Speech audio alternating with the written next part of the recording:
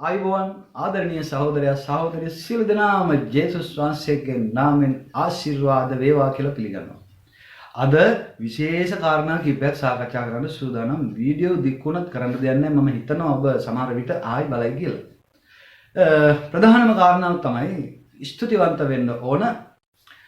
අපේ නම, අපේ ලෝගෝ, ඒ ලාංඡන අරගෙන අපේ දේවල් වෙනස් කරලා විකෘති කරලා සමාජ මාධ්‍ය තුල සමහර දේවල් කරන ලද මේ අපි කතා කරන මාතෘකාවට අදාළ පුද්ගලයන්ගේ ස්වභාවයන් පිළිබඳව දෙවියන් වහන්සේට ස්තුති කරනවා. මොකද ඒ ඔබ විහින්ම මට දෙන අමුද්‍රව්‍ය නිසා ඔබට අදාළ කැම් මේසය මම සකස් කරලා තියෙනවා. ඒ වගේම මගේ ඡායාරූපය අරගෙන ඒවා වෙනස් කරලා සමහර තැන්වල සමහර නිර්මාණ කරපු අය නිසා දෙවියන් වහන්සේට ස්තුති. ඒවට අදාළ කැම් මේසයකුත් තියෙනවා. ඒ වගේම තමයි මට දුරකථන ඇමතුම් වලින් ආමන්ත්‍රණය කරපු මේ සමහර කාන්තා පක්ෂයටත් දෙවියන් වහන්සේ නිසා දෙවියන් වහන්සේට මම ස්තුති කරනවා. මොකද මාව වරදට පොළඹවා ගන්න නෙමෙයි, වරදට පත් කරන්න පොළඹවන්න බැරි බව දන්නවනේ. පත් කරන්න ගන්නාලද දුරකථන ඇමතුම් නිසා දෙවියන් වහන්සේට ස්තුති. අපි හම්බ වෙමු, අපි මුණ ගැහෙමු, අපි මෙව්වා කරමු. එවැනි නොඑක් යෝජනා වලින් ඉතින් එවැනි අනිසත් දෙවියන් වහන්සේට ස්තුති කරනවා. ඒවටත් අදාළව කැම මේසය සකස් කරලා තියෙනවා. ඒත් එක්කම අපි දන්නවා කොලොස්සි පොතට අනුව මේ පෙනෙන දේවල්, නොපෙනෙන දේවල්, බලධාරී, නිලධාරී ආයතන මේ සියල්ලම අවලා තියෙන දෙවියන් වහන්සේ. උන්වහන්සේ කරනකොටගෙන උන්වහන්සේ තුල උන්වහන්සේ උදෙසා තමයි මවලා තියෙන්නේ. ඒ නිසා මේ අපි දිගින් දිගට කරන වීඩියෝ ටික කාලයකින් තව නැවතිලා යාවි. මොකද මේවත් එක්ක එල්ලි ඉන්න අපිට වෙලාවක් නැහැ. තවත් බොහෝ දේවල් කරන්න තියෙනවා. මේ කරන්නේත් සමහර දෙනෙක් නැවත යහපතට හැරේවි කියන අවංක බලාපොරොත්තුව නිසා. ඉතින් ඒ නිසා එවැනි අය ආරාධනා කරાવી අදාළ මංගල්‍ය භෝජනයේට අන්න එතකොට සහභාගී වෙන්න පුළුවන් වුණොත් අපිත් එන්නම් සහභාගී වෙන්න. ඉතින් එළියේ යම් කිසි શબ્දයක් ඇහෙනවා, ඔය නොඑක් අය වැඩ කරනවනේ. ඒ නිසා ඒක ගැන හිතන්නේ නැතුව අපි මේ සාකච්ඡාව ඉස්සරහට අරගෙන යමු. අවසානයේදී මම පුංචි ප්‍රශ්නයක් අහනවා, මොන්ටිසෝරි ප්‍රශ්නයක්. සබත් පාසලේ දරුවෙකුට උනත් උත්තර දෙන්න පුළුවන් ප්‍රශ්නයක්. ඉතින් අපි බලමු මෙවැනි උදවිය මේවට මේ උත්තර දීලා කොහොමද තමන්ගේ සෙනඟට මඟ පෙන්වන්නේ කියලා. ඒ කියන්නේ කොළඹ ගියපු එකෙක් වෙන්න ඕන, කොළඹට යන්න තව එකෙකුට පාර කියන්නේ. මං මුලා වූ සාමනලියකගෙන් පාර අහන්න ගිහිල්ලා මං මුලා වුණ අයගෙන් එකෙක් හෝ එළියට ගන්න අදහසින් තමයි අපි මේ දේවල් කරන්නේ. එහෙම නැතුව මේ අපේ වත්තට උඹලගේ හරක් පැනලා කවුද පාස්ටර් සුරේෂ් රාමචන්ද්‍රන් පිළිබඳව කතා කරලා මේකේ මොකද්ද එතුමා කරන්න යන්නේ. ඒ වගේම රොයල් බයිබල් කොලෙජ් එකේ ඒ උදවිය මොනවද කරන්නේ. ඉතින් මේ මිනිස්යන්ගේ ඉඩම් වලට උඹලගේ හරක් එළුව පනලා කාලා එතුමන්ලාට යම්කිසි පාඩුවක් කළා කියලා නෙමෙයි කෑ ගහන්නේ. අපි දන්නවා ඒක පවකරුවෙකුගේ පසුතැවිල්ල නිසා ස්වර්ගයේහි මහා ප්‍රීතියක් ඇති වෙනවා නම් මේ ගැලවුණ එකේ ආපහු විපතට යනකොට, අපායේ පතුලට යනකොට මොනතරම් වේදනාවක් තියෙන්න ඕනද නේද? වෙන්න යන්නුන් ගැන තදින් අඬපල්ලා කියලා කියනවා යෙරමියා පොතේ නේද? ඒ වගේම මලවුන් ගැන අඬන්න එපා, වැඩක් නැහැ කියලා කියනවා. එහෙමනම් මේ වෙන්න යන එකෙක් ගැන ස්වර්ගයේ මොනතරම් දුකක් ඇද්ද? ඉතින් ජේසුස් වහන්සේටත් ඒක තමයි තියෙන දුක. උන්වහන්සේගේ උත්තම කුරුසි පූජාව නිෂ්ඵල කරන සමහර මිනිස්සු ගැන මිසක් මේ උන්වහන්සේගේ ගෑණි හොරෙන් මිනිහෙක් එක්ක පැනලා ගියා, දැන් ගෑණි හොයා යනවා කියන එක නෙමෙයි උන්වහන්සේගේ දුක. උන්වහන්සේගේ උත්තම කුරුසි පූජාව නිෂ්ඵල කරන මෙවැනි જાතිය නිසායි උන්වහන්සේගේ දුක. ඉතින් ඒ දුකේ කොටසක් අපිට දැනෙන නිසායි, මොකද උන්වහන්සේ අපි තුලනේ ඉන්නේ. ඒ නිසා අපිට මේක දැනෙන නිසායි අපිත් මේ කතා කරන්නේ. එහෙම නැතුව මේ වෙන මොකක්වත් අමාරුවකට නෙමෙයි. ඒ නිසා අපි මේ සාකච්ඡාව මෙතනින් අරගෙන යමු ඉස්සරහට. මේ ටිකින් ටික බලන ගමන්ම බරපතල විදිහට අපි දේව වචනේ තුලින් මේක තේරුම් ගන්න යනවා. මොකද මේ අපේ channel එකේ එළුවන්ඩ, බැටළුවන්ඩ, බූරුවන්ඩ, හරකුන්ඩ හැම කෙනාටම කැම තියෙනවා.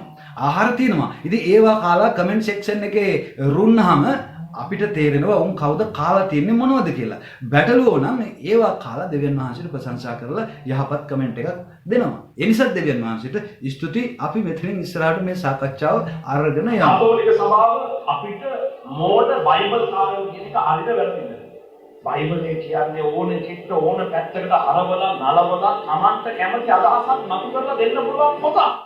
සමාවෙන්න බාධා කළාට පැහැදිලිවම පාවුලතුමා කියනවා ආත්මයන් වහන්සේ ඉන්න අය මේ කියන කතාව වුන්ට මෝඩකමයි.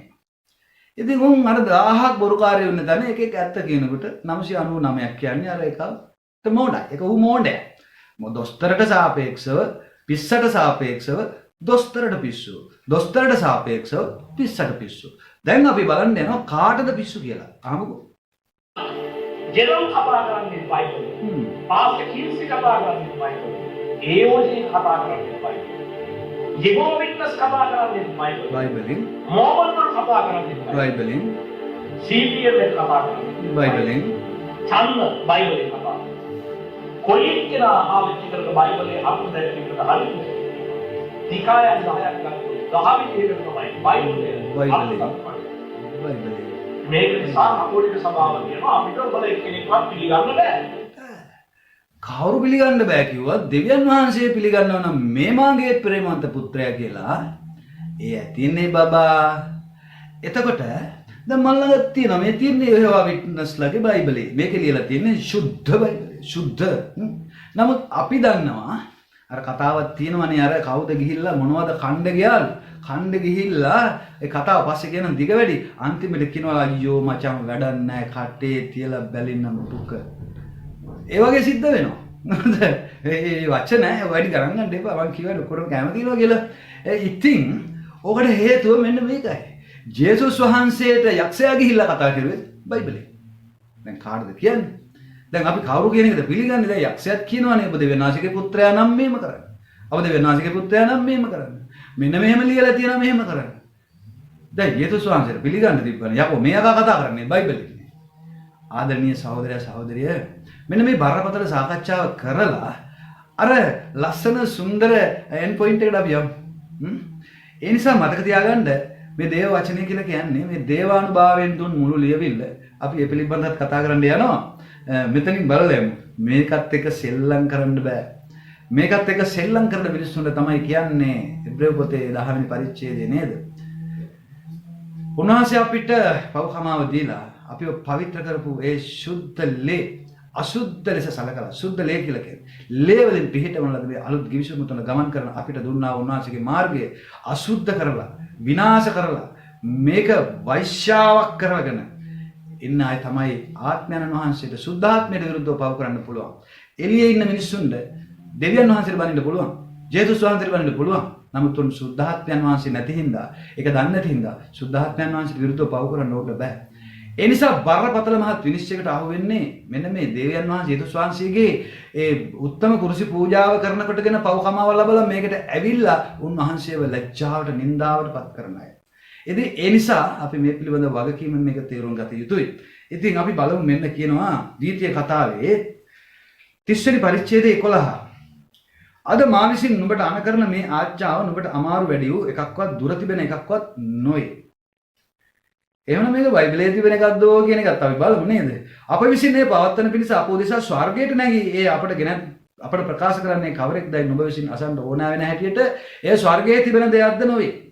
අප විසින් කිව්වා අපි නේද? නමුත් ඒ වචනේ ලෙස නුඹ කරන පිණිස ඒ නුඹට ඊතා ලංව නුඹේ මුඛයේද සිතේද තිබේ. දේවචනේ කියනවනේ මම ගල්වල නෙමෙයි මාංශමය වූ සිතක් උඹට දෙනවා. මම මේ මාංශමය වූ සිතේ මේක ලියනවා නේද? ඒකනේ දේවචනේ කියන්නේ. මෙන්න මම අද ජීවනය හා යහපතද මරණය හා විපතද නුඹ ඉදිරියේ තැබීමි. ඔක රෝම පොතට ගියාම මේ වචනේ මාපව වරගෙන කියනවා වාක්‍ය නුඹ ළඟය නුඹේ මුඛයේද සිතේද තිබේ කියයි. එනම් අප විසින් ප්‍රකාශ කරන ලද ඇදහිල්ලේ වාක්‍යය. අපි ඊළඟ කොටසට යන්න ඉස්සර මේක බලමු. මෙන්න මම මරණය සහ ජීවනය නුඹ ඉදිරියේ තැබීමි. එතකොට මේ මරණයයි ජීවනයයි කියන දෙක මේක දෙකක් දෙපොලක නෙමෙයි තියෙන්නේ. මේක අති සියුම් මේක කතා කරන්නත් හරි අමාරුයි. මොකද අන්ධයෙකුට දේ දුන්න ගැන කියන්න ගියාම ජාත්‍ය අන්ධයෙකුට එයාට මොකද්ද ඒක නිල් පාට කියලා කිව්වම ඊට පස්සේ ඌ අහන නිල් පාට කියලා. නිල් පාට ගැන තේරුම් කරන්න වෙන එකක් ගන්න වෙනවා. ඒක තේරුම් කරන්න වෙන එකක් ගන්න වෙනවා. ඔහොම ආදරණීය සහෝදරයා සහෝදරිය වෙන්නේ මොකද දන්නවද? උපන්දා ඉඳලා අන්ධයෙකුට දේ දුන්න ගැන කතා කරන්න ගියාම ගන්න හැම වචනයකින්ම දේ දුන්නෙන් ඈත් වෙන මිසක් කවදාවත් දේ දුන්නට ලං කරන්න බෑ. ඒ නිසා මේක ක්‍රමය තමයි තමන්ගේ පොඩි එකාට තාප්පෙන් උඩ ක්‍රිකට් පේන්නේ නැත්නම් තාත්තා ක්‍රිකට් ගහනවා දිහා බලාගෙන ඉන්නවා නම් පොඩි එකාට බෝලේ ගැන කියන්න ගිහලා ජීවිතේට බෝලයක් දැකලා නැති එකාට ඒක බෝල ගැන කියන්න විදිහ කවදාවත් ඔකට ඒක තේරෙන්නේ නැහැ. ඒ නිසා කරන්න ඕන එකම දේ තමයි ඒකව උස්සලා තාප්පෙන් උඩට ඔසවන එක. එතකොට ඌ ක්‍රිකට් බලාගෙන ඌ බෝලෙත් දාන්න බැට් එකක් දාන්න 6 සීම 4 සීම ඔක්කොම ඌ බලන්න පටන් ගනී. ඒ වගේ තමයි මෙන්න මේ දේව වචනය අපි කතා කරද්දී මේ ස්වර්ගික දේවල් තේරුම් කරන්න බෑ. කල යුතු එකම දේ තමයි අර රෝම පොතේ අපි බලුවනේ 10 වෙනි පරිච්ඡේදයේ අර ඇදහිල්ලේ වාක්‍ය පිළිබඳ කතාව. ඊළඟට එතන පහලින් කියනවා කුමක් හේඳ 10 වෙනි පදේ 10 වෙනි පරිච්ඡේදයේ 9 වෙනි පදේ රෝම. කුමක් හේඳ යේසුස් වහන්සේ ස්වාමීන් වහන්සේයි නුඹේ මුඛයෙන් ප්‍රකාශ කරන්නේ නම් දෙවියන් වහන්සේ විසින් උන්වහන්සේව මලවුන්ගෙන් නැගිට්ටව බව සිතින් අදහන්නේ නම් නුඹ ගලවනු ලබන්නහිය කියන කතාවත් එක්ක කියනවා පහළට මේ උන්වහන්සේ මේ නොදන්නා කෙනෙකුට යාච්ඡා කරන්නේ කොහොමද? ස්වාමීනි කියලා යාච්ඡා කරන්නේ. ස්වාමීනි කියලා යාච්ඡා කරන්නේ ඉස්සෙල්ලා යේසුස් වහන්සේ ස්වාමීන් වහන්සේ බව ටච් කරලා සාක්ෂාත් කරගෙන ඉන්න එපායි. ඒක දෝක කියන්න බෑ. ඒ නිසා මේක ක්‍රමානුකූලව උගන්වන්න ඕන. ක්‍රමානුකූලව උගන්වනකොට තමයි හෙබ්‍රේව පොතේ 6 වෙනි පරිච්ඡේදයේ 1 වෙනි පදේ අනුව වගේ අපිට ඉදිරියට වර්ධනයට යන්න පුළුවන් වෙන්නේ. ඒ නිසා යාකෝබ පොතේ 3 වෙනි පරිච්ඡේදය කියන්නේ මේ බබා මේ දේව වචනේ උගන්වනවා කියන එක මේ සෙල්ලම් දාලා උගන්වන්න බෑ. අර එක ජනාධිපතිතුමා කිව්වා වගේ අර ආගමිකේ අර තක්කඩියන්ගේ අවසාන ආගම නවාතැන් පොළ තමන්ගේ ආගම කියලා. සමහර තක්කඩින්ගේ අවසානම තැන තමයි බයිබලේ වැරදි කියන එක. එයි ඊට පස්සේ ඌට ඉහෙලින් පේන දේ හරි කියන එක. ඉතින් පිළිගනියවකෝ. පිළිගන්න එක පිළිගනින් නැති එක ඵලයක්. ඉතින් ඔතෙන් ඇවිල්ලා යේසුස් වහන්සේ කියනවානේ මගේ ඇදහිල්ල අවසාන කාලේදී සම්භව වේද කියලා. ඉතින් ඒ නිසා වෙන ඛේදජනක ඉරණම තමයි ඔන්න ඕක. ඉතින් මේ ස්වාමින් වහන්සේ දෙසට හැරුණේ නැති එවුන්ට තමයි මොන ඔය වගේ අපල පරිසම් දීලා තියෙන්නේ. හේතුව තමයි දෙවෙනි කොරින්ති පොතේ 3 වෙනි පරිච්ඡේදයේ 15 වෙනි පදේ කියලා බලන්න. අද දක්වා මෝසෙස්ගේ ලියවිලි කියවන කල වැස්මක් ඔවුන්ගේ සිත් පිට තිබේ. ඔය බයිබල් පිට නෙමෙයි. ඔය කියපු නංගලයිස්තුව පිට පොත් පිට නෙමෙයි. ඔවුන්ගේ සිත් පිට තිබේ. මොවුන්ගේ සිත් පිට තිබේ. නේද? අද දක්වා මෝසෙස්ගේ ලියවිලි කියන කල වැස්මක් ඔවුන්ගේ සිත් පිට තිබේ. ස්වාමින් වහන්සේ දෙසට හැරෙන කල ඒ වැස්ම ඉවත් කරනු ලැබේ. අර පොඩි එකා තාප්පේ මුඩට ඉස්සුවා වගේ ඒ වැස්ම ඉවත් කරාට පස්සේ මොන බයිබලේ කියුවත් දැන් අපි ළඟ තියෙන වර්ෂන් ගොඩාක් තියෙනවා. මොන වර්ෂන් එක කිව්වත් දැන් මේ යෙහෝවා විට්නස්ලාගේ මේ වාක්‍ය වනකොට මේකේ සුද්ධ කියලා කිව්වට අපි දන්නවා සුද්ධ මොකද්ද අසුද්ධ මොකද්ද කියලා. එකක්. අනිත් එක තමයි මේ දේව වචනේ උගන්වන්න නම් අපි සමහර තැන්වලදී ඇයි හෙබ්‍රේව භාෂාව අලුත් ගිවිසුම නම් ග්‍රීක භාෂාව අපි මේවා අධ්‍යයනය කරලා ඇයි බොහොම ප්‍රවේශමෙන් අපි අපේ ශිෂ්‍යයන්ට මේ උගන්වන්නේ. අපි හැකිතරම් උත්සාහ කරනවා නිවැරදි දේ දෙන්න. ඒ මුලටම ගියාම තමයි අපිට හරි දේ හම්බ වෙන්නේ. මොකද සමහර දේවල් මේ සිංහල බයිබලයේ තියෙන දේවලුත් අපි දන්නවා බොහෝ තැන්වලදී මිනිස්සු නොමග යවන තැන් තියෙනවා ඒ පරිවර්තනවලදී.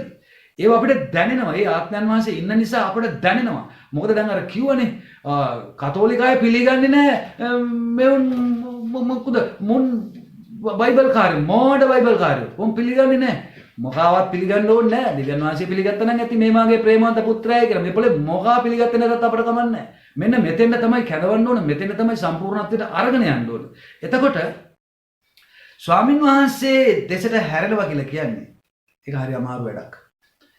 ඒ හැරෙන හැරීම අර උන්වහන්සේ අපිට සහනය දුන්නට පස්සේ උන්වහන්සේගේ කුරුසිය අරගෙන ඉගෙන ගන්න ඕන ගෝලයන්ට කිව්වා උගන්වන්න කියලා. ඊළඟ කාරණාව මට මතකයි පාස්ටර් සුරේෂ් රාමචන්ද්‍රන් තුමාට මෙතුමා උත්තරයක් දීලා තිබ්බ අපේ ශාන් රජතුමා.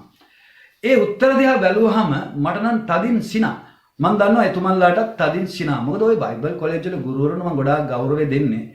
ඔවුන්ගේ කාලේ ශ්‍රමයේ ධනෙ කැප කරලා බොහෝ ගවේෂණයන් විශ්ලේෂණයන් කරලා ඒවා එළිදරව් කරන්නේ සමාජයට යහපතක් කරන පිණිස.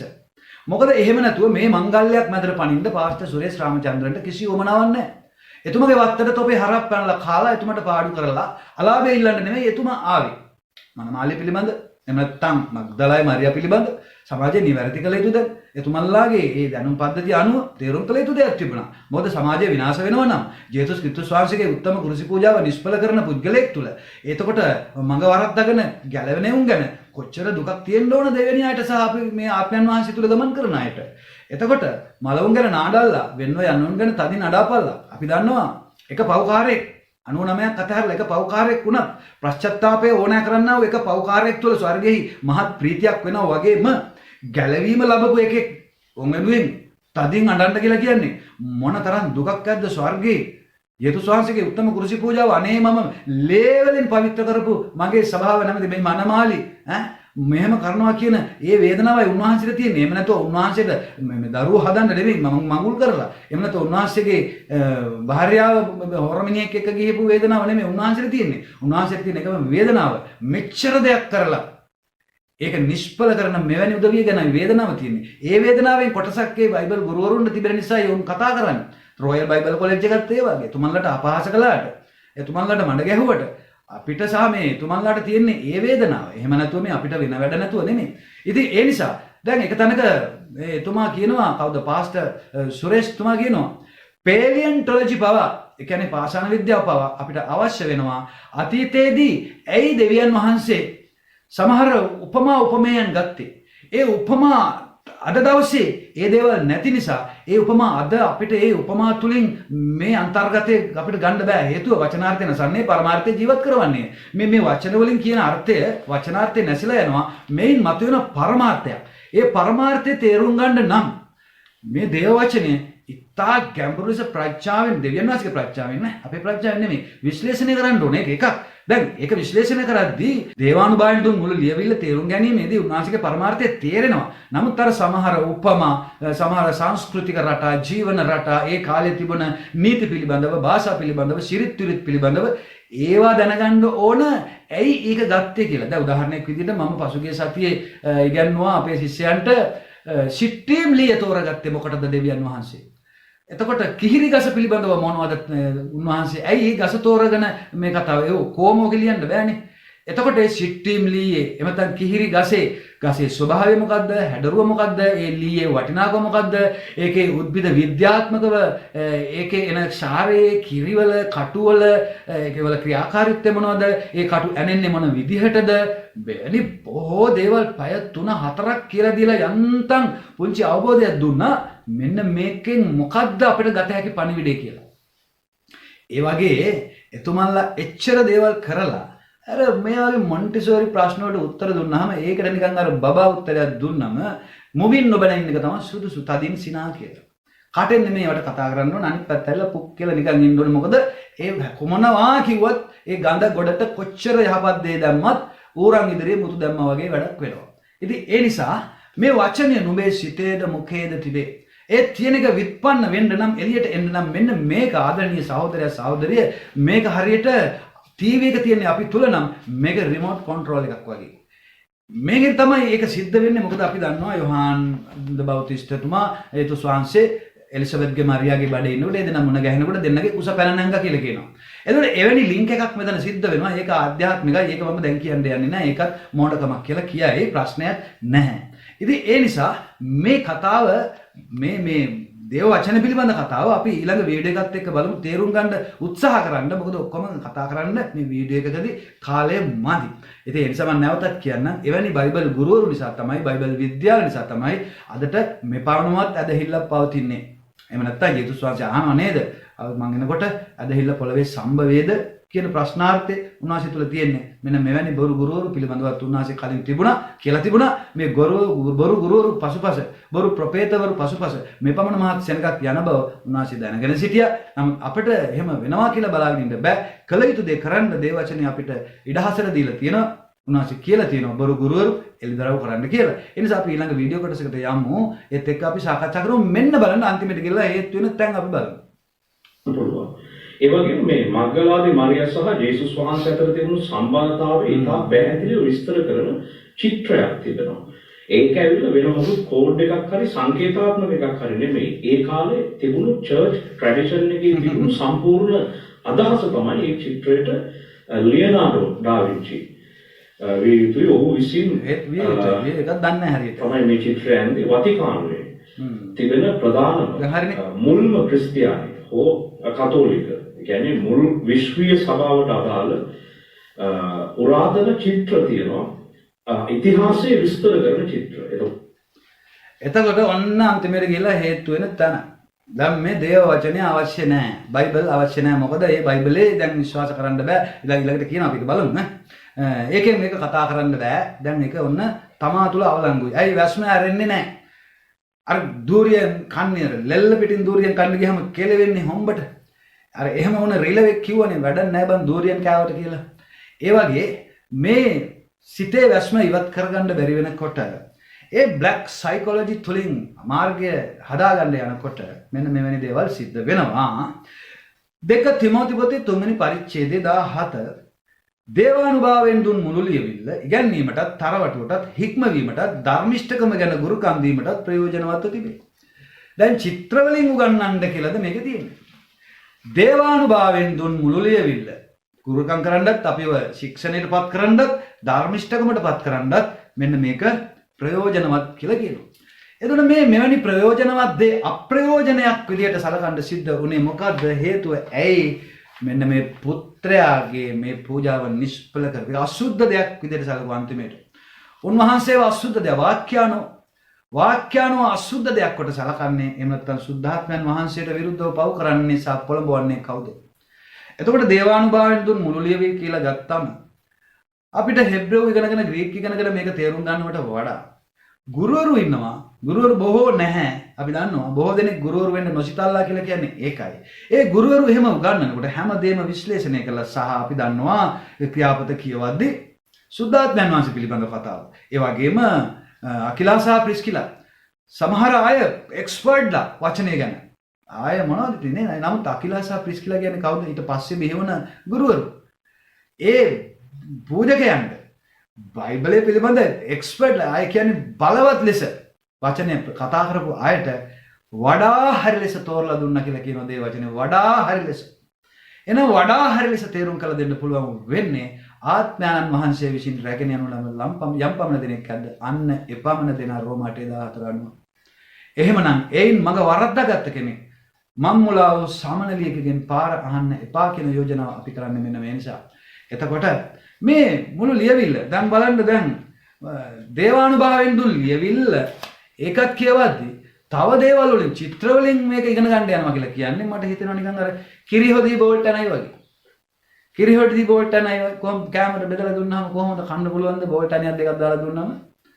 එතකොට ඒක ඇන්දේ කවුද කියන්නවත් දන්නේ නැහැ. ලියෝනාඩෝ ඩා වින්චි වෙන්න ඇති මං හිතන්නේ.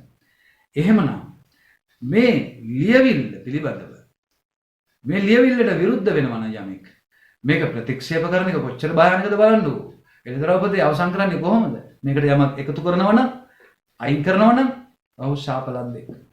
එහෙනම් එතනින් එහාට කතා කරන්න දෙයක් නැහැ.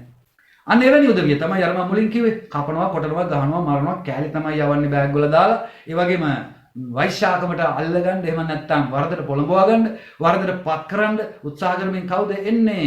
යොහන් පොතේ 10 පරිච්ඡේදයේ 10 පදය. සොරා ඉන්නේ සොරකම් කරන්නත්, මරන්නත්, විනාශ කරන්නත්. එහෙමනේ කියන්නේ. බල හැදුවොත් කඩලා දාන්න.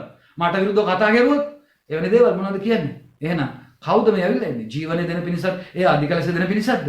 ජීවනයේ වචනය. ගෝලියෝ කියන ස්වාමීනි, ඔබ හැර වෙන කොහේ යන්නද? ජීවනයේ වචන ඔබ තුල ඇත්තේ. එහෙනම් මේ ජීවනයේ වචනය පැත්තකට දාලා එදත් අපි අර දීතිය කතාවේ බැලුවානේ 30 වෙනි පරිච්ඡේදයේ අවසානට මොකද කිව්වේ? මෙන්න මම ජීවනය සහ මරණය ඔබ ඉදිරියේ තබමි. ආමොස් පොත කියලා බලන්න. නුඹලා යහපත තෝරා ගන්න කියලා කියනවා නපුර අතහැරලා. නුඹලා ජීවත් වෙන පිණිස. එවිට දෙවියන් වහන්සේ නුඹලා කියන ආකාරයට නුඹලා සමග සිටිනසේක. ඕක තෝරා බේර ගන්න බැරි වෙනවා. එදත් ජේසුස් වහන්සේ එන ගහලා බරබ්බස් සිල්ලුවා. මුලිනුත් ජීවන ගහයි මරණේ ගහයි කණ්ඩ එපා කියපු දෙයි කාපන් කියලා දෙවෙනසේ කැමැති දුන්න දෙයි දෙකම තිබුණේ උයන මැද. උයන මැද තිබියදී මේ උයන මැද තිබියදී අදටත් තෝරාගන්නේ මොකද්ද? තෝරාගෙන ඒකෙන් කාලා මරුණට පස්සේ ඒ මරණයට ඇදගෙන යන්නේ තමන්ගේ මුළු කණ්ඩායමත් එක්ක. ඒ කණ්ඩායමට යන සෙනඟ බොහෝය. දොරටුව පළල්ලේ. ඒ නිසා ආදරණීය සහෝදරයා සහෝදරිය සමාජය මේ වලින් බේර ගන්න ඕන. ඉතින් ඒ නිසා මෙතන මොකද්ද කිව්වේ? මේවා වැඩක් නැහැ. චිත්‍ර වලින් පුළුවන් නම් අනේ කාටද මේවා කියන්නේ? මේක අවසන් කරන්නත් ඕන. අර මගේ ප්‍රශ්නේ අහන්නත් ඕන. අපි ඒ කොටස බලමු. ඔයාලා කියන බයිබලයේ මම කියවලා තියෙනවා. ඔව් ඒක ඔයාලා කියන බයිබලයේ තුලින් තමයි මම මෙච්චර කල් ඉගෙනුනේ. හැබැයි මේ කියන කොටස මෙපිටේ ඔක්කොම පැහැදිලි කරන්න අමාරුයි. ඉතින් ආදරණීය සාන් මහත්තයා අර මුලින් කරපු දේ හරිද? ඒක අපි තේරෙනවා. ওই බයිබලයේ තමයි මම මුලින් ඉගෙනුනේ. ඒක අපි දන්නවා. ඒක එහෙම කරා නම් හරි. නම් මොකද්ද මේ පෑගිච්චි මම් මුලා වැල කියලා නේ අපි කල්පනා කරන්නේ. ඉතින් ඒ වැල පාගත්තට පස්සේ මම් මුලා වුණාට පස්සේ ඉතින් ලොකු වේදනාවක්, ඇත්තටම දුකක්. ඇත්තටම අපි ගෞරව කළා. අපි සමාජයට මෙවැනි උදවිය අපි ප්‍රොමෝට් කළා. අපි සමහර අයට හඳුන්වලා දුන්නා. මෙන්න නිවැරදිද? ආවේ දේව දාසිය කියලා අපි කිව්වා. ඉතින් ඒ නිසා මේ කෑ ගහන්නේ වෙන්න යන්න උන් ගැන තදින් අඬාපල්ලා කියන කම්පණය තුලයි අපි මේ කතා කරන්නේ. වෙන මොකුත් නෙමෙයි. ඉතින් හොඳයි. ඔය ගැන කියන්න තියෙන්නේ. දැන් ඔන්න ඔය කියන කොටස් බයිබලෙන් තේරුම් කරන්න බෑ. ඇත්තටම බෑ තමයි. ඔන්න තලයට යන්න, ඔන්න පාතට එන්න, ඔන්න තව ටිකක් උඩට ගන්න තව ටිකක් උඩට උස්සන්න කියනකොට අපි මේ ලයිට් එක දැම්ම ගමන්ම මොකද ඉස්සුවේ කියලා පේනවා. ඉතින් කෑ ගන්නවා. මෙන්න විනිශ්චය කරනෝ මෙන්න අපිට අපහාස කරනෝ කියලා කෑ ගන්නවා. ඊට පස්සේ අර පැත්තේ ඉන්නේ උන් ටික අපිට නොයෙක් දේවල් කරනවා. ඔකට හේතුව මොකද්ද දන්නවද? මේ කතා කරන කතා කිරීමත් එක්ක අර දේවානුභාවයෙන් දු මුළු ලියවිල්ල තේරුම් ගන්න පුළුවන් සමහර මිනිස්සු වචනේ සිත්වල තියන අය සිත්වල රස්ම ඉවත් කරපු අය දැන් මේ කියන දේවල් පිළිගන්නේ නැහැ. එහෙමනම් මෙච්චර කාලයක් ළඟ ඊට පස්සේ සමහර අය අතහැරලා යන්න විදියක් නැහැ. ඒකෝට සමහර කෙනෙක් ගලවා ගැනීම සඳහා තමයි අපි මේක කරන්නේ. එතකොට ඔන්න ඕක බයිබලෙන් තේරුම් ගන්න බෑ. ඒ කියන්නේ දැන් ඔන්න අන්තිමේට අර මම මුලින් කියපු කතාව. මුලින් තර්ක බයිබලෙන්ම ගේනවා. දැන් මොකද්ද කිව්වේ?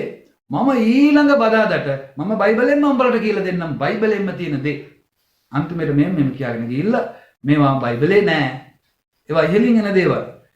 මොකද අපි ඒක වීඩියෝ කොටසක් ගිය සති බලන්න ඇති.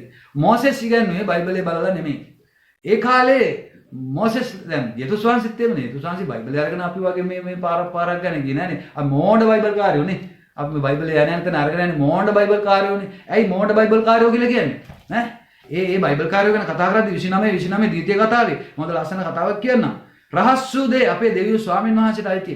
ඒ රහස් වූ දේ තමයි දැන් මම කතා කරන්න යන්නේ. මරියා කියන්නේ කවුද? මග්දලයි මරියා කියන්නේ කවුද? සමහර මරියා ගැන ඇයි අර අන නෙමෙයිද අර ගල් ගහන්න ගෙනාපු වෛශ්‍යාව ගැන ඇයි නමක් සඳහන් වෙන්නේ නැත්තේ? සමහර දේවල් දැන් යේසුස් වහන්සේගේ උපන්දිනය ඇයි සඳහන් වෙන්නේ නැත්තේ? සමහර දේවල් රහස් දේ දෙවියන් වහන්සේට අයිති. ඒවා අයිති දෙවියන් වහන්සේට. දැන් අපි මෙහෙම බලමු. යේසුස් වහන්සේ කියන්නේ ඇත්තටම පුත්‍රයා, පියාණන් වහන්සේ කියන්නේ දෙවියන් වහන්සේ. එතකොට දැන් ඔය කියන විදිහට දෙවියන් වහන්සේත් ඇවිල්ලානේ මේ සමහර දේවල් මට කියන්න මගේ කටට එන්නේ නැව දාන්න බෑ මට එළියට මට හිතාගෙන පිළිකුල්. ඈ දෙවියන් වහන්සේ ස්වාමි පුරුෂයා විදිහට භෞතික මිනිස්සෙක් කොහොමද දැන් මේ ඉගැන්වීමත් එක තේරුම් ගන්නේ බලන්න. එක දවසක් මගෙන් එක පුද්ගලයෙක් අහනවා මේ ලෝකේ මිනිස්සු දෙවියන් වහන්සේගේ තාත්තා කවුද කියලා. දීපංක උත්තර. ඉතින් මෙවැනි සමාජයක් කතෝලික කියන්නේ මොකද්ද? ක්‍රිස්තියානි මොකද්ද? මේ නිකායන් ගැන කතා කරනවා මේවා නොදන්නා අය එළියේ ඉන්නේ. මොවුන්ට සුභාරංචිය යහපත් විදිහට දීලා හරි විදිහට දීලා ගන්න ඕන සමාජයක මේ ඉන්නේ. ඒතකොට බොහොම ප්‍රවේශමෙන් යුක්තව දැන් හුඟක් අය කෑ ගහනවා මේ ක්‍රිස්තියානි සමාජය අපි අපවිත්‍ර කරනවා කියලා. අපවිත්‍ර කරනවා නෙමෙයි. මෙවැනි තුච්ච තුප්පහයි ඉගැන්වීම් වලින් මේක විකෘතියක් කරලා තියෙන්නේ. මේක විකෘති කරුවේ කවුද? ටිකක් යන්තම් එහෙම මෙහෙන් ටිකක් කටේ ගාගත්තාම මෙන්න මූ දැන් මාස දෙකෙන් තුනෙන් ඊට පස්සේ මූ පාස්ටර් වෙනවා. මූ පාස්ටර් වෙලා ඊට පස්සේ ඔන්න ටිකක් යනකොට මූට දැනෙනවා අඩේ ඉහලින් මොනවද නිකන් එනවා වගේ. අර සමහර යාච්චා කරද්දි මට කියනවා සමහර අනේ පාස්ටර් දැන් මම යාච්චා කරද්දි නිකන් නිල් පාට බෝල යනවා ඇස්තලින්. ඒක මේ සුද්ධාත්මයන් වහන්සේ ඉතින් මෙයාගේ පිස්සොන්න මේක තේරුම් කරලා දෙන්න අමාරු කාලෙක. අර එළියේ ඉන්න අයට මේ සුභාරංචි දෙන පිනිස අර පඳුරකට පොල්ලෙන් ගෑවුවා 10ක් විසින පාස්ටර්ලා. ඉතින් එවැනි නෙමෙයි. අර මම නිතරම කතා කරන්නේ මේ ප්‍රධාන මාධ්‍ය ප්‍රධාන මේන්ලයින් චර්චස් වල එමත්තරතර බයිබල් කොලෙජ් වල නිතර ක්‍රමානුකූලව ඉගැන්වීමක් තුළ වර්ධනය කරන ගුරුවරු තුලින් ඉගෙන ගන්න කියලා කියන්නේ ඒකයි. තිමොති බලන්න තිමොති 1:2 කොහොමද පාවුලතුමා කියන්නේ තිමොතිලට දෙන උපදේශ. ඒව බලන්න නැතුව ඔන්න කාලයක් කොහොම යනවා ඊට පස්සේ අපොස්තල වෙනවා තව එකේ ප්‍රොපට් වෙනවා ඒක ප්‍රොපට් වෙලා එක රොකට් හරිනවා අනික තව පිස්සු විකාරයක් කියනවා අනික අයියෝ මල මඟුලක් කරගෙන තියෙන්නේ කවුද? මේ අපිද? මෙන්න මේ මල මඟුල් ගැන අපි කතා කරන්නේ. ඊට පස්සේ ලෝකෙ මිනිස්සු දැනගන්නවා ආදරණීය සහෝදරයා සහෝදරිය සැබෑ ක්‍රිස්තියානිය කියන්නේ මොකද්ද? ඒ වගේම මේ විලල් කරලා දාලා විනාශ කරලා විකෘති කරලා දාලා අච්චාරුවක් කරලා දාලා මේ වගේ වැඩ කරන උන් කවුද කියන සමාජය දන්නවා. ඔවුන්ට පාඩුයි අපි මේවා කතා කරනකොට අන්න ඒකයි ඔය කෑ ගහන්නේ. ඉතින් ඒ නිසා ඒ කෑ ගහන අයට කැම මේස සකස් කරලා තියෙනවා. මම ඒකත් පිටින් මතක් කරන්න එපාය නේද? සමහර අය ඒව තේරුම් ගන්නේ නැහනේ. ඉතින් ඒ නිසා අන්න දැන් අපි හිතමු මෙන්න මෙහෙම. දැන් ඔන්න පියාණන් වහන්සේ යේසුස් වහන්සේ ආවා. ඈබා දරුවට මඟුල් හොයන්නේ තාත්තා. අර කතාවක් තියෙන කපුවට හෙන 7යි කියලා. ඉතින් ඕවට මිනිස්සෙක් කපුකම් කරන්න ගියාම හෙන ගහනවා. කපුවට හෙන 7යි කියන වචනේ මම ගත්තේ මම හෙන ඉල්ලන්නේ නැහැ. අනේ අම්මෝ මං ආශිර්වාද කරනවා සිළු දෙනාට. ඉතින් ඒ නිසා යේසුස් වහන්සේ මනමාලි නැතුව නෙමෙයි දඟලන්නේ. ඒ කියන්නේ බිරිඳ නැතුව නෙමෙයි ඔය කියන බිරිඳ නෙමෙයි දඟලන්නේ. උන්වහන්සේට මනමාලියක් හොයලා දෙන්න නම් තාත්තා බලාගනි. තාත්තගේ වැඩ කරන්න කියලා දෙවියන් වහන්සේ වෙන්න හොඳ නැහැ. එතකොට තාත්තනේ දරුවට මඟුල් හොයන්නේ. එහෙමත් නැත්නම් තාත්තා යේසුස් වහන්සේට විනිශ්චය බාර දීලා තියෙන පුත්‍රයාට විනිශ්චය බාර දීලා තියෙනවා. එහෙම පුත්‍රයාට විනිශ්චය බාර දීලා තියෙන තිබියදී උන්වහන්සේ ලේවලින් පවිත්‍ර කරලා ලේවලින් ධර්මිෂ්ඨ කරලා ලේවලින් සරසලා උන්වහන්සේගේ මනාලිය කවුද කියන්නේ උන්වහන්සේ දන්නවා. දැන් අදටත් අපිට දැනගන්න පුළුවන් නේ කමෙන්ට් සෙක්ෂන් එක බලපුවාම නේද? සත්තු කවුද කියලා. එහෙමනම් උන්වහන්සේගේ මනමාලිය හොයන එක හොයලා දෙන එක පියාණන් වහන්සේට අමාරුත් නෑ. හොයාගන්න ඇරියහම විනිශ්චය උන්වහන්සේට බාර දීලා තියෙන නිසා ඒක අමාරුත් නෑ. එහෙමනම් මේ පිළිබඳව ඇයි උන්වහන්සේ මේවා සංගවා තබන්නේ? උන්වහන්සේගේ උපන්දින පිළිබඳව, සමහර කාරණා පිළිබඳව සංගවා තබුවට පස්සේ චිත්‍ර වලින් සත්‍ය හොයන්න බෑ. ඉහළින් එනවා කියලා කිව්වට මිනිස්සේ සත්‍ය පිළිගන්නේ නැහැ. මෝඩ ගොන් හරකෙක් ඇවිල්ලා පිළිගනි වහකාපන් කිව්වොත් කෑවම ස්වර්ගයට යනවා කියලා යයි. ඉතින් එහෙම රැලක් හැදුවට ඔවුන් පිළිගත්තට ඔය පිළිගන්න එවුන් දන්නේ නැහැ දේව වචනේ මොනවද තියෙන්නේවත් කියලා. මොකද කියවන්න වෙලාවුත් නැහැනේ. ඒ නිසා ද්විතීය කතාවේ 29 අවසන් කරමු. රහස් වූ දේ අපේ දෙවියන් ස්වාමීන් වහන්සේට අයිතිය. එහෙත් මේ ව්‍යස්තාවේ සියලු වචන අප විසින් පවත්වන පිණිස එල්ලී දරව් කර තිබෙන දේ. ඔන්න හොඳට අහගනින්න දෙපාරක් මම කියන්නම්. අප විසින් මේ ව්‍යස්තාවේ සියලු වචන අප විසින් පවත්වන පිණිස එල්ලිදරව් කර තිබෙන දේ අපටත් අපේ දරුවන්ටත් සදා කාලයටම අයිතියි. අපට සදා කාලයටම අයිති කරලා දුන්න වචනය තමයි අපට අයිති අපටත් අපේ දරුවන්ටත්. මොනවද? එල්ලිදරව් කර තිබෙන දේ. එහෙම නැත්නම් උන්වහන්සේ සංගවා තබන දේ. එහෙම නැත්නම් අපිට දැනගත්ත එක ඔබට දැනගන්න අවශ්‍ය නැහැ. මේ ඕන දේ දැනගත්තම ඇති. වැඩිපුර දැනගන්න ගිහලානේ කෑවේ කාලා එදෙනුනේ පන්නගත ඵලය කියලා වගා කරන කාපියෝ කියලා. අන්තිමට වගා කරගෙන කණ්ඩ ගිහිල්ලා දුන්නා. අන්තිමට ඒකෙන් මරා ගත්තට පස්සේ මොකද සිද්ධ වුනේ? ඒකෙන් මරා ගන්න පටන් ගත්තා. ඊට පස්සේ පන්නලා දාලා මොකද කිව්වේ? ආයෙත් තෝ අවනකොට කටුද ගොකටුද හම්බෙයි උඹට. මේකම තමයි මේ එදා ඉඳලා යන සිස්ටම් එක මේ පොළවේ තියෙන්නේ. ඉතින් මේකේ අවසාන කාලේ යේසුස් වහන්සේ ඇවිල්ලා ඒක වැඩි කරගනි. ඒ නිසා නිකන් නෑ කපුකම් කරන්න ගිහිල්ලා එහෙන කන්නේ මොකටද? මන්නම් කියන්නේ ඒකයි ඉතින්. තාත්තා දන්නවනේ. පුතාට වනමාලිය හොල දෙන්න. එහෙම නැත්නම් පුතාට බලය දුන්නා. පුතා හොයාගෙන ඉන්න ගිහිල්ලා දීතිය කතාව නේද අපි කිව්වේ. සියලු රහස් උදේ අපේ දෙවියන් ස්වාමීන් වහන්සේටයි. අපට ආйти නැති වලට අත දාන්න ගිහිල්ලා මං කියන්නේ ආදරණීය සහෝදරයා සහෝදරිය අපි නිකන් අත පුච්චා ගන්න ඕනේ නැහැ. අපිට දීලා තියෙන දේ වචන කියලා පැහැදිලිව 29 දීතිය කතාවේ. මේ වචන අපටත් අපේ දරුවන්ටත් ආйти. රහස් උදේ උන්වහන්සේ විසින් සංගවන දේ හොයන්න නිකන් ඉහෙලින් එනෝ කියලා අනිත් අයට එළිදරව් කරන්න මේක අමාරු කාරණාවක් නෙවෙයි. මේක ඒතා වැරදි දෙයක්. මොකද කිරිහොදි ගෝල්ට නැහැ වගේ දේවානුභාවයෙන් මුළු ලියවිල්ලයි ලියනෝඩෝ ඩා වින්චි අල්පු චිත්‍රයයි. ඉතින් ඒකට කරලා උගන්න බංකෝ. ඉතින් ඒ නිසා පිස්සට සාපේක්ෂව දොස්තරට පිස්සු. ඒ නිසා අර කෑම මේසය පිළිබඳව මං ප්‍රශ්නේ ඒක තමයි දැන් ඔය අහුවේ. කවුද මනමාලි හොලා දෙන්නේ? තාත්තා කොහොමද අම්මා ළඟට ගියේ? දැන් මල කෙලියක් වෙනවා. ඊට පස්සේ දෙවියන් වහන්සේගේ තාත්තා වහම හොයාගෙන යන්න එනවා. දැන් ඉතින් උන්වහන්සේත් මනුස්ස වේශයක් අරගෙන පොළොවට ආවා. එහෙමනම් මල කෙලියක් වෙනවා නේද? ඒවා සිස්ටම් නෙමෙයි උන්වහන්සේ තුළ. ඒ අපිට එළිදරව් කරපු දේවල් නෙමෙයි ඒවා. ඒ නිසා අපි මෙතනින් ඉදිරියට යමු. සමහර විට අවසාන වීඩියෝ මගේ ඊළඟ එකේදී අවසන් වෙයි. මොකද ඊට පස්සේ කතා කරන්න ඕන පුද්ගලයෝ කතා කරන්න පටන් ගන්නවා. එතකොට කැම මේසෙට එන්න පුළුවන්. ඇවිල්ලා වාඩි වෙලා ඔබ විසින්ම සොයා දුන්න අමුද්‍රව්‍ය වලින් සකස් කරලාද ඒ ආහාර වල භුක්ති විඳින්න පුළුවන්. ඒ මොකක්ද කියලා මම ඊළඟට කියන්නම්. අද වෙලාව මදි. එහෙනම් දැරට ගිහිල්ලා එන්න. සියලු දෙනාටම ජේසුස් පිටයි ජේසුස් වහන්සේගේ නාමයෙන් ආශිර්වාද වේවා. ආමෙන්.